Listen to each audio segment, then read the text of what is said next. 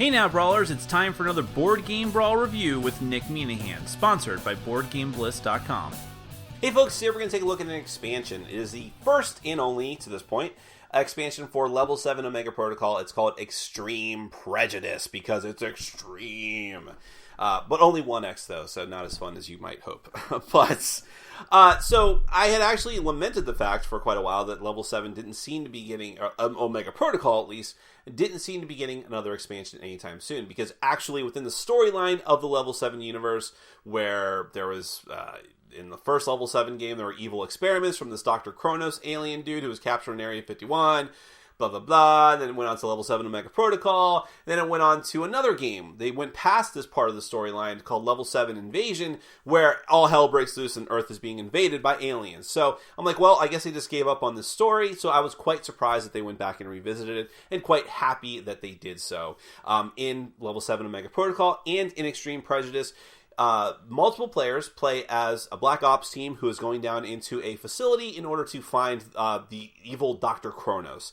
So that was basically the plot of the first set, and now it's the plot of the expansion as well. Basically, there's some spoilery stuff. I don't consider this a game you can spoil all that much, but one player plays as the Overseer, who is trying to take control of all the different alien hordes and hybrids that are in the facility and try to take out the Commando players. This one happens to take place in a Russian military base, so you actually have to fight off some humans as well. So there are, of course, some other monsters, and there are a couple of new Commandos and some new light rules as well. Let me go ahead and give you a brief look at how the game is played. Then we're going to come back, or how the expansion is played.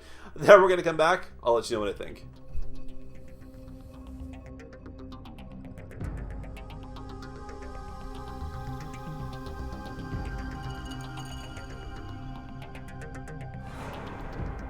Extreme Prejudice is the first expansion for Level 7 Omega Protocol. It features all of this stuff.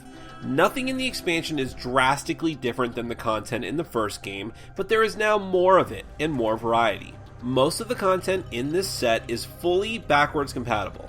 You can use things like the new Commandos and dashboard pieces with the original Level 7 missions, and vice versa with little fuss.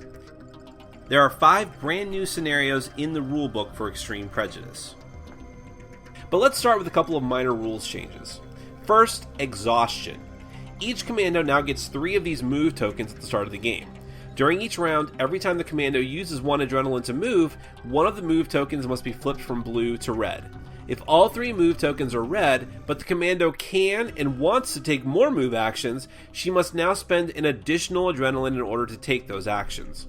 This penalizes the Commandos for trying to sprint across the map too quickly. Another minor movement change has to do with a new Commando that we'll talk about in a moment, who is the first large-sized Commando. In the old rules, you always had to complete your full movement before taking another move action, and since you couldn't stop on a space occupied by another Commando, this precludes you from walking through them unless one move gives you enough spaces to do so. This becomes much more annoying when you have a comrade who's taking up 4 spaces. This new rule allows for combined moves, where Commandos string together multiple move actions into one, so they are not penalized for stopping in an occupied space. This one was kind of obvious, and they probably should have just had it in the base game to begin with. So let's talk about the new Commandos. The first is actually an alien Gin who has flipped to the human side of the war. Built in, he has a psychotronic pistol that ignores stealth and EMI, and a claw for melee that does massive damage to clones and hybrids. His kit cards include an even more dangerous claw, a dominate power that can mind control the clones and hybrids, and a special ability to reduce adrenaline costs by 1 each round. An example of his stances is Dauntless Advance, which lets him reroll missed melee attacks and move through enemy clones and hybrids. And of course there's the big guy, codenamed Meat Sack, a human operating a mech. It's large and takes up 4 spaces, but can squeeze through tight spots and is not hampered by difficult terrain. It has dual guns that can make 2 attacks at once by spending extra adrenaline, and a fist attack that inflicts knockback. Also, while med kits have no effect on it, other Commandos can make an intelligence check to repair it. Its kit cards allow for high-tech stuff like scanning doors from a distance or making area of effect barrages. Cards like that last one often must be discarded after one use, but the backup systems card can prevent that. One of its stance cards is, of course, Bull Rush, which is exactly what it sounds like. The old commandos were not completely ignored, however, and there's a new kit card for each of them, like a card for the heavy support that lets him throw down improvised barricades, and a card for the rifleman that lets him potentially save drones that are about to be destroyed. There's also a whole stack of new general kit cards, including most notably a holdout pistol that can be fired for 1 adrenaline as an interrupt and uses all red dice if you're adjacent to the enemy. Of course, there are new enemies for the Overseer as well. You're in a Russian base, so there are Russian guards. They reduce the activation cost of adjacent hybrids by 1, and when destroyed, because they're human and feel fear, the Overseer will gain 1 bonus adrenaline. They're also exceptional marksmen and melee combatants. Brutes are a new large unit for the Overseer, and in fact, they act like walls for determining line of sight for the commandos. They can rip through doors like Fear Hunters, can reach out 2 spaces, and their attacks become deadlier when they're wounded. But every time a dashboard ability is used to enhance their abilities, they might randomly take a wound. Wardens have the same artwork and model as the new Gin Commando. They are notable because the Overseer can buff them up on the fly, spending adrenaline to prevent wounds to them or add red dice to their attacks. Not only that, but a Warden who gets double the necessary hits on an attack will deal an additional wound. On top of all of the new enemies, there are new alternate variants for the base game's enemies. When the Overseer is told by the module to use a particular type of enemy, she may now choose either the original or the new variant, which is mostly the same but will change up their abilities a bit, like giving the Fear Hunter an adrenaline boost to run faster. There are of course new room cards which will facilitate bringing out all of the new enemies together with the old ones. There are also new dashboard pieces for spawning the new enemies, and one new dashboard piece called Explosion which can replace the original cave-in dashboard tile and can detonate a small explosion out on the board. There are many new Investigate cards, including one that lets you tutor for a card of your choice, and a trap card that actually wounds whoever finds it. And finally, there are new map pieces. These are not all of them, because the smaller pieces weren't marked with the expansion symbol, and I can't remember which is which, but you get the idea. There are also new door pieces with special effects like Encrypted, which requires 2 intelligence checks to open. And that's basically everything that comes in this new expansion. Let's get to my final thoughts. Extreme Prejudice can definitely be chalked up as one of those expansions that will absolutely not change anyone's mind about a game. Unless you just thought, like, hey, there's probably not enough content in Level 7 Omega Protocol to warrant a purchase, but now there is. But I don't think that's the case, by the way. I think there was plenty of content in the original Omega Protocol. People just wanted more. And so that's what this offers. More, but not that different. Which is kind of surprising, because one of the commandos is wearing a giant mech suit, you know? And you might suspect, like, well, that's really different. But it kind of feels the same. Even the alien player, who has very different types of abilities, still feels pretty much the same. But that's kind of fine. I don't mind an expansion that's just sort of refining what's already there and giving you more variety. And I think that is where this one falls. So let me talk a little bit about the components. Now, the miniatures in the game have improved. That was one of the big complaints about the original, at least from people who really care about miniatures, that they had really bendy miniatures. These ones seem to be better, at least to me, and they look pretty good.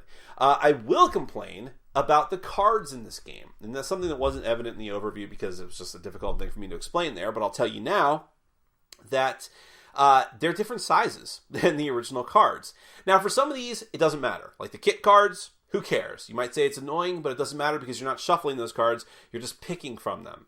But for the Investigate cards, it does kind of matter. And for the room cards, it wasn't an issue. You could theoretically say it's an issue because they're different sizes. You might be able to tell if one of the expansion cards is being used but not the original. Now, I think that is an incredible bit of minutia there that most people aren't going to pick up on, that the Commando players won't be able to say, like, hey, that's an expansion card. That can only be one of these things. But still, it is more of a big deal for the investigation cards, and I don't know. I don't know why they couldn't get that right, and I have just noticed this kind of disturbing trend. I've seen this in a few other games in the past year as well. Don't ask me to name them right now, but I know I've seen it before, and I'm just like, really?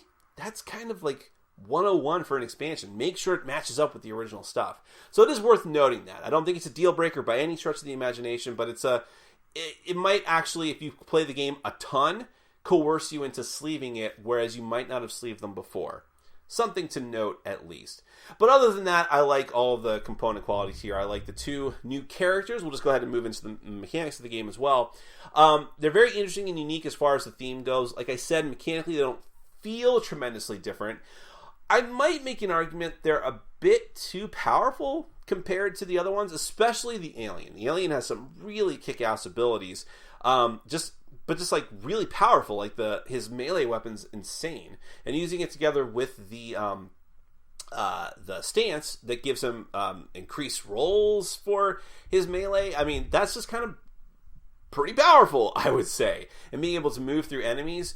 So I might be able to make that argument, but it's all in the service of adding more originality to the game. And how do you make them feel different and distinct from the others? Well, if you're piloting a giant mech, having 2 dual guns, which are really powerful, would be the way to do it. And while I like the way that stuff is handled, I don't know. I'd have to play the game a dozen times to figure out, excuse me, how well balanced they are or not. But I do appreciate the flavor in the theme of them, at least. The new rules are just kind of light and they're there. I've actually found that the new movement rule with exhaustion is kind of irrelevant. It did not come up in our games that much at all. Maybe 1 or 2 times. So a couple people I played the original with before said, oh, that's a bummer. Now you're kind of neutering our movement. It doesn't really work out that way. I think there was maybe a couple of scenarios that, that the playtesters of the game found where moving too much was something of an issue, and they just decided to nip it in the bud. But it doesn't come up that often, so I wouldn't worry about that too much. And I think you could probably just ignore it if you want to, and it still wouldn't matter too much. And the whole thing about moving through ally spaces by combining movements is an obvious thing that probably should have been in the original game anyways. I like the new monsters. I like the variant monsters. I like that they're giving you those different options now as the Overseer. Because as the Overseer, believe it or not, it can start to feel samey because I am the Overseer all the time. It's a little frustrating. So having more options for the original creatures is very nice too, with those different variants. And I like the new creatures as well, the big brutes, which get stronger as it takes wounds, but can you keep them alive long enough? I mean, usually when a monster starts taking wounds, it's probably going to die that turn. But if it sticks around, that's a problem for the commandos. And I really appreciate that. I do wish there was more dashboards, more like unique dashboards.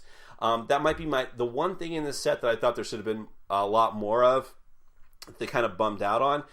But I still like that they had at least one the explosion. That's a little bit interesting. And of course the new spawning stuff. You'll be spending most of your adrenaline to spawn creatures anyways and activate them, so it's not a huge deal. I might have just been putting a lot of useless stuff in there, so I don't know, maybe I'm on the fence about that. But everything else I like. Maybe more kit cards for the original commandos would have been interesting too. But you'll want to play the new ones if you can anyway, so again, not a huge deal. Overall, I'm going to say that this is an expansion. Again, it's not going to change anyone's mind about the game, but if you already love Level 7 Omega Protocol, it's going to be a must-buy for you, and I think that it continues the path of the game. The new scenarios are pretty interesting, at least the few of them that I've played, and you'll definitely get your money's worth out of it for sure. Again, if you've already invested in the original game, will they do another expansion? I hope so. Without spoiling anything, it seems to leave the door open for that. Why not have one that takes place after the third game? That might be interesting. But in any case, that is Extreme Prejudice, the first and only expansion for Level 7 Omega Protocol. I recommend it. Thanks for watching. Follow us on Facebook, Twitter, and Patreon. And make sure to check out our sponsor, Board Game Bliss, where you can find an amazing selection of games from around the world. BoardGameBliss.com. Thanks for your support.